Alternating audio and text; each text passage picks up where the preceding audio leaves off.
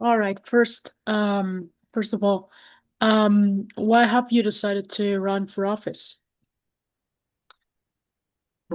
That's a really great question. So, I'll give a little bit about my background. So, my name is Matt Sure. Gromlich. I'm Yeah. running for Congress in Louisiana's 4th District to unseat the Speaker of the House, Mike Johnson. And I'm Yeah. not a politician in my daily life. I guess I am now. But for the last 14 years, I've been an educator. So, I taught high school math and science originally. I went to school Great. to be a science teacher, a math teacher, and I continued in that educational track. I got my PhD in math education, curriculum instruction, and I took a job at LSU in Shreveport teaching future teachers. So, teacher, Great. professor, yeah, and I love every single thing about teaching. It's fantastic. It's so much fun. Yeah, it has to be. Yeah. Yes. And then I've seen the impact of politics and politicians and Yeah. their decisions on my students. All right. And what are your main priorities? I think that maybe education comes as one of the main points Absolutely, yes. of this Yes. campaign. Yeah, so when I was teaching in 2016 and Donald Trump was elected the first time, I taught a Yeah. lot of students who were Hispanic and they were US citizens, but a lot of their parents were not. Yeah. And so what I saw was the current administration and their hyper focus on immigrants to our country who truly do make America great. I've seen them, I teach them, and the administration was just weaponizing people against immigrants Yeah. very, very unfairly, treating them like so unempathetically, unethically.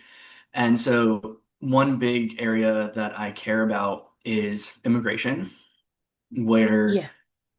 we need to have an appropriate immigration policy and strategy. So, it doesn't mean that you let everybody into your country no matter what. That's not a good Yeah. immigration policy, and no country does that. But what it does mean is that we need to have a pathway to citizenship, and we need to make sure that we have a good policy where we're not separating kids from their families, where we're allowing this pathway to citizenship and it's understandable, and we're not rounding people up and I mean literally killing people in our streets, as Yeah. I'm sure you're aware of. We just had two more Yeah, I know. assassinations in the last week, and that's four total Yeah. that we know of in the streets, and in addition to all the people that have been killed or who have died in detention facilities. So I care very much about immigration policy, making it fair, understandable, and empathetic and caring, but also education, of course, as an Yeah. educator. So we have, kindergarten through 12th grade here in the United States as our public education. Yeah. But nothing before kindergarten, nothing before the age of 5. And we've seen studies as an educator, you know how important early childhood education is, the Yeah. years 3 and 4. And so one of my pushes is to get years 3 and 4, we call it pre-K, into our educational system, into part of Yeah. the K-12 environment. That will help our families a lot. Daycare is so expensive here, and it keeps people out of the workforce. And we want people to go back into the workforce if they choose to, and we want them to start businesses if they choose to. And so that'll really help the middle class and young families. Also, higher education, as somebody who teaches at the university level, higher education in Yeah. America is so expensive, especially Yeah. compared to other countries.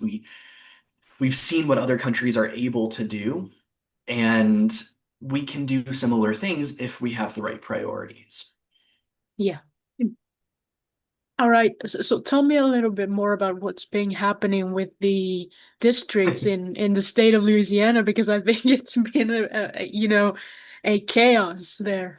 Yes, yeah. So thank you again for being so flexible. I know that we had communicated a few months ago, and Yeah. then at the very end of April, The Supreme Court came out with a decision that said one of our districts was unconstitutional.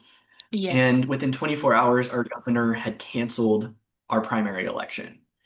So we were in this state of limbo for about a month and a Yeah. half between April and then beginning of July, really, end of June, beginning of July, where they said what we had was not constitutional, but we didn't have anything to replace it. And the state legislature went through and they passed a bunch of bills so that we have a new district, we have a new election date, we have a new Yeah. election type. And so it completely upended everything that we had agreed to, what we were working for. It even changed our constituents. So in my Yeah. district, we like there in some states it's counties, we call them parishes, but smaller regions. There I had 20 of them, and then now in the new district, I have 15. So there were six parishes where I had been campaigning that they just took away from me. And then there's Yeah. one where I had never been that they just added to. Yeah. So it's been a lot. It's basically, a new race because you have new constituents, you have Yeah. It's uh, totally different. a Yeah. new date of the election. So instead of May, now it's November. And then also the style of the election changed. Before, we were going to have party primaries. So Democratic Party would Yeah. choose their person, Republican would choose theirs, and then you go head to head. Now they decided it's just going to be open. So they're going to be five, six, seven, we don't know how many people all on Yeah. the ballot. Like in California, for example. Exactly the All same right. as California. Yep. And we All won't right. know who's on the ballot officially until August 7th. So, yes, that's Yeah. where we're It's a at. lot. Yes.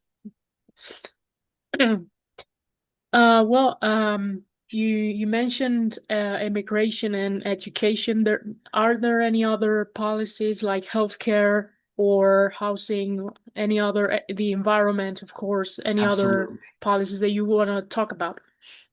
Yes, yeah, thank you. So healthcare, huge issue in America. We are, one of Yeah, or the only like developed country that doesn't have any type of universal healthcare. We have millions of people who do not have healthcare, yeah, and the current administration is passing bills to kick people off of healthcare.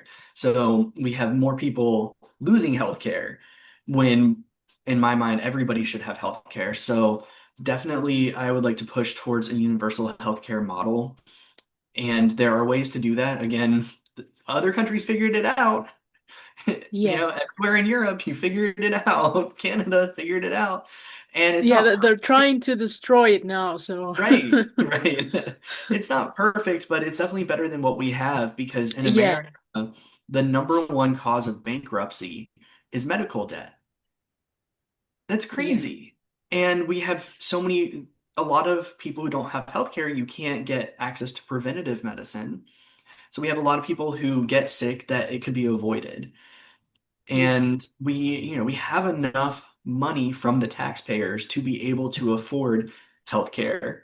Actually, if you look at the studies, if you take away the insurance companies and just go straight from people to government and not have the middleman, then we yeah, actually save money.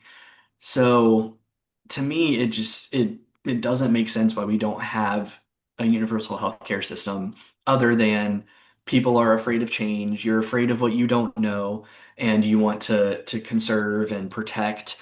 And we have to educate people as to why a universal model is better. yeah, Yeah. And so you mentioned housing. yeah. Sorry, one. No problem.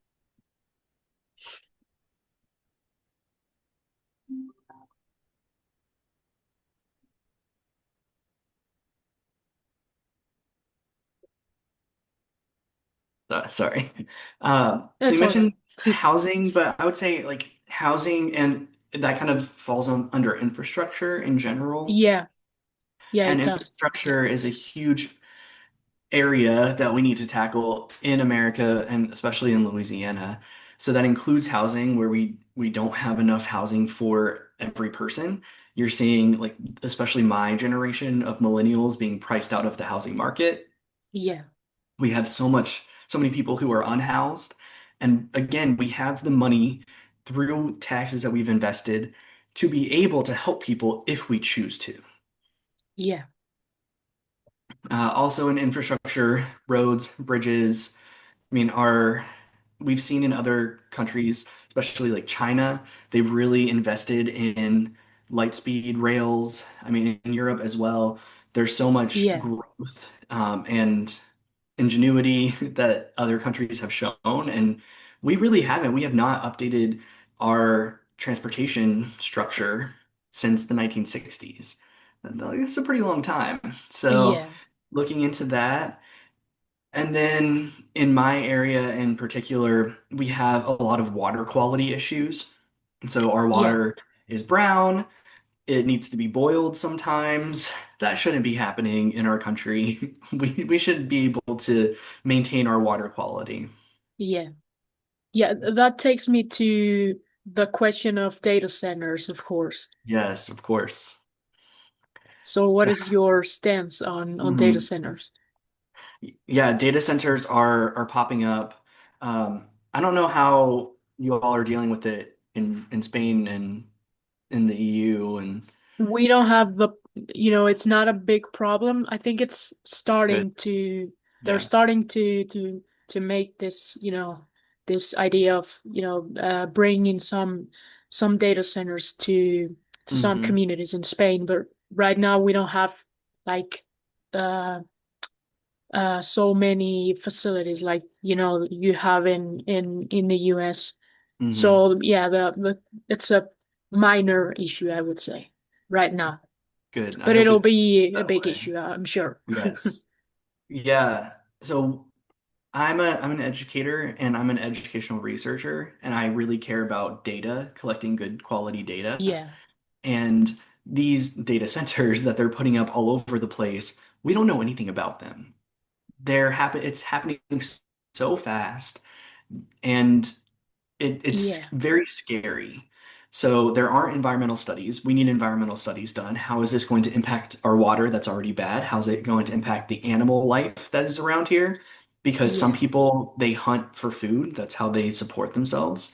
How is that going to impact our tourism? Because we have a lot of tourism, especially in Louisiana. A lot of people want yeah, to come here. If the environment is destroyed, then we're losing tourist money. And then how's that going to impact our people? Are these data centers going to cause cancer? Are they going to, what are the harmful side effects that we really haven't studied? And they don't have good answers for that, which means, in my opinion, we should not build any data centers. There should be a moratorium on data centers until we get the data back and it makes sense, and yeah, that people on the ground are able to make decisions for their community and not these politicians. There are a lot of politicians in Louisiana up here, especially, who have signed NDAs, non-disclosure agreements. And so they're making all of these deals, and then they can't even tell us what the deals are. Like yeah, that's corrupt. That's very scary. That shows that whatever is happening is not helpful to the people here. yeah. Yeah. All right. Well, let's move on.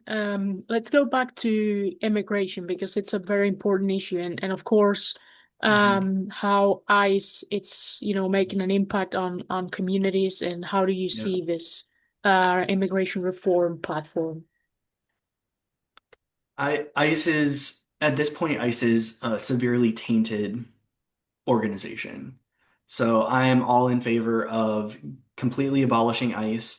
We've seen that they're not run effectively, that the people are not being trained who have signed up for ICE, Yeah, and that the people who are signing up for ICE are doing it for the wrong reasons, a lot of them. It's attracting the wrong type of people.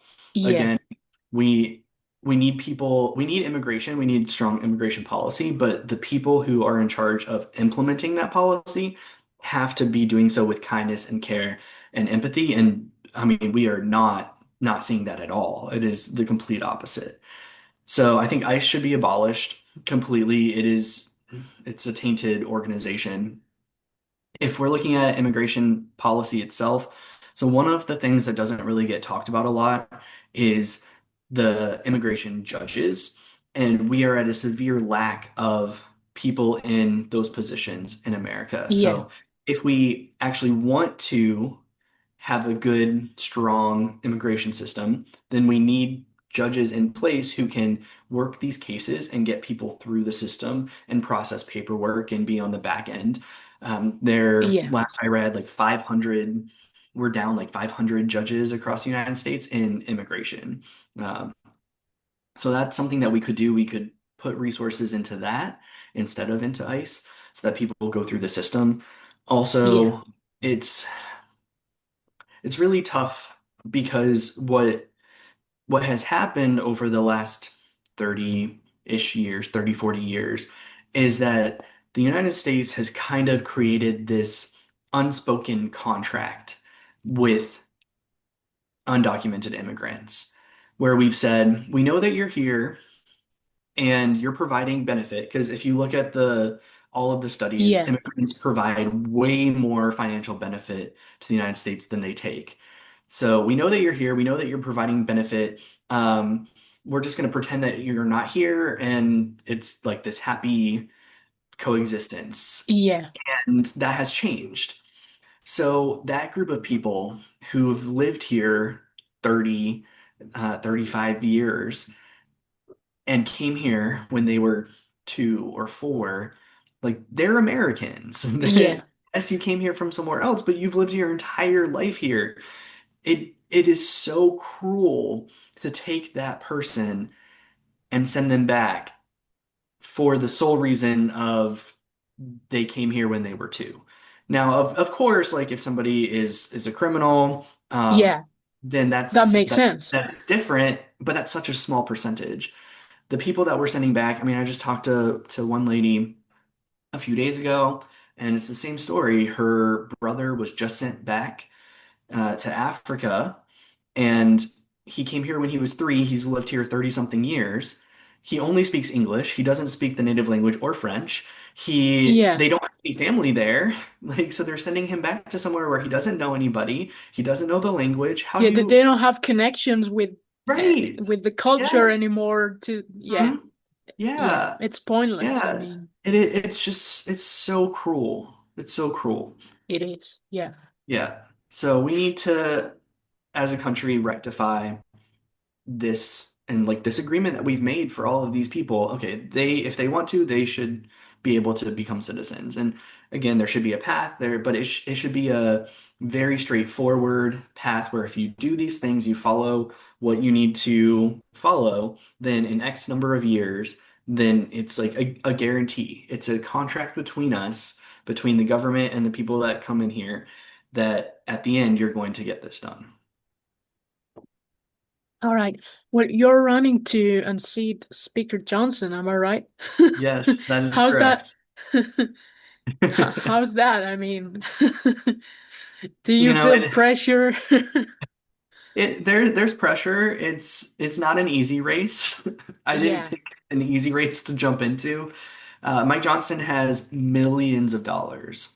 So one thing that we haven't talked about that is very high on my list as well is campaign finance reform. Because yeah, right now, organizations, companies, millionaires, billionaires, they can pump so much money into a candidate. And if you have enough money, it doesn't really matter like what you stand for, you're going to get the votes. yeah, So Mike Johnson right now has over $17 million that he can use at any point. I yeah. do not. Uh, Yeah, we have well, a he's few supported hundred by this thousand. big PACs, Mhm. the Yes, super yeah, PACs, and yeah. exactly. And we're not taking PAC money. We're not taking super PAC money. We're not taking corporate PAC money. So we're relying on small grassroots donors to help us out. And we've gotten a few hundred thousand, which is great compared to 17 million. We really need to run a competitive race about $3 million. It's kind of our Yeah, goal, just so and that I mean it's a lot of money. That also should change, but our district is so large. So to drive from where I am to the bottom part of the district is a 4 hour drive.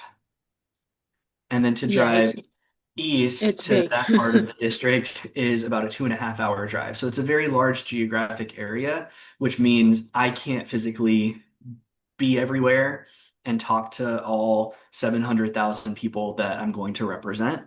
Instead, I need billboards. I need to mail out things to people to tell them Yeah, who I am. I need to run ads on TV, on radio, and all of that costs money. So it's tough running up against Mike Johnson. We need a little bit of money, but the good thing is that when I talk to people face to face, there are a lot of people that are very upset with and angry about what's happening in yeah, America. And they see how Mike Johnson has abdicated his responsibility as Speaker of the House. He's just let Trump do whatever he wants. And Mike Johnson could stop a lot of what's happening. He chooses yeah, not to. So the reception on the ground is really good. I think people are ready for a change. Mike Johnson never comes back to Louisiana, or if he does, he just stays in his house. yeah, He isn't interacting with voters, and people are upset. People are angry. yeah. He doesn't care. He has all the money. No. Right. Yeah, he has everything that he wants, the money, the Yeah, power, the everything, so it doesn't matter about his voters. yeah, And the voters feel it. yeah. That's sad. You know that. It's really sad. It shouldn't be like that. No, you're a representative. You should be representing your Yeah, that's the point. right? That's the point. I see it as a service. Just like with teaching, I'm serving my community, I'm serving my kids Yeah, and their families. To me, a representative should be serving their community as well. So it's doing what I do already in the classroom and just expanding it to a larger constituency. yeah. Well, my last question would be about foreign policy and where do you stand in terms Mhm. of, foreign affairs, the all this Sure. thing about the Iran war and Yep. everything else, you know.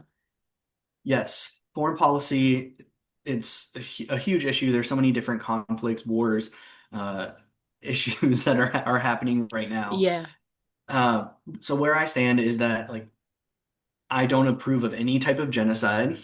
So Israel attacking Gaza, like that is a genocide on the Palestinian people. I don't believe that America should be funding that. Like that makes us the bad guys.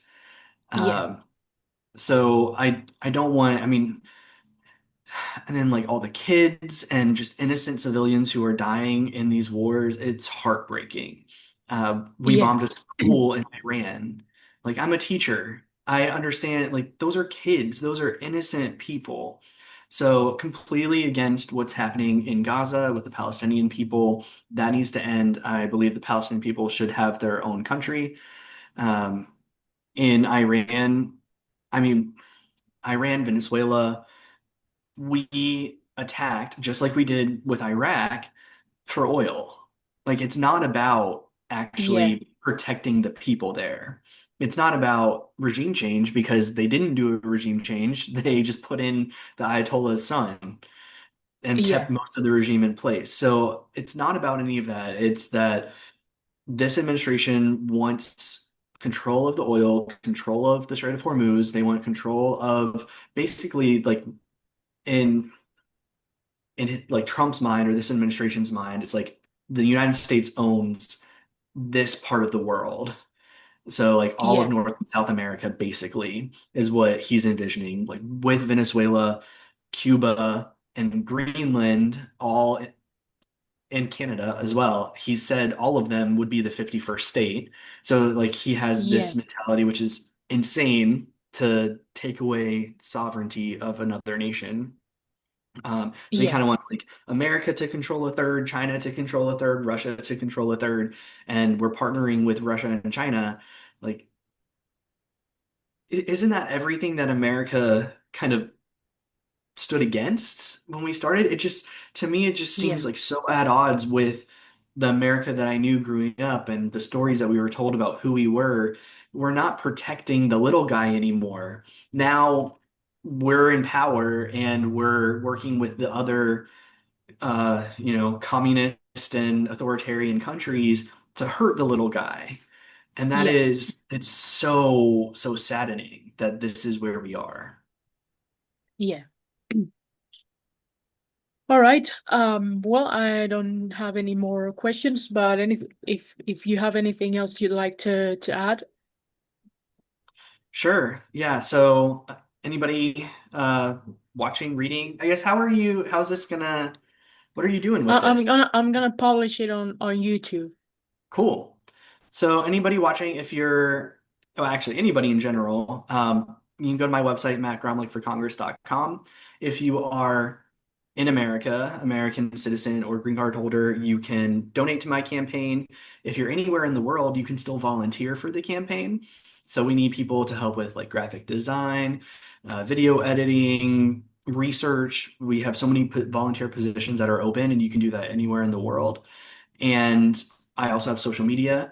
Anywhere in the world, you can like, subscribe, share all my social media stuff. The more that it gets out, the more likely we are to be on people's radars, to get some donations from citizens who can donate.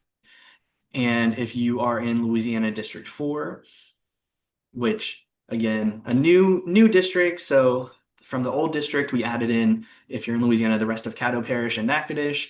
They took away Wayne, Grant, Rapides, Washita, Lincoln, Jackson. And on my website, I have like information on the new district and the map. But if you're in Louisiana District 4, I would love for you to look me up and hopefully I can earn your vote. Great. Well, thank you very much for answering all my questions. Yeah, thank you. This is so great. I really appreciate it. Have you Yeah, interviewed other people or?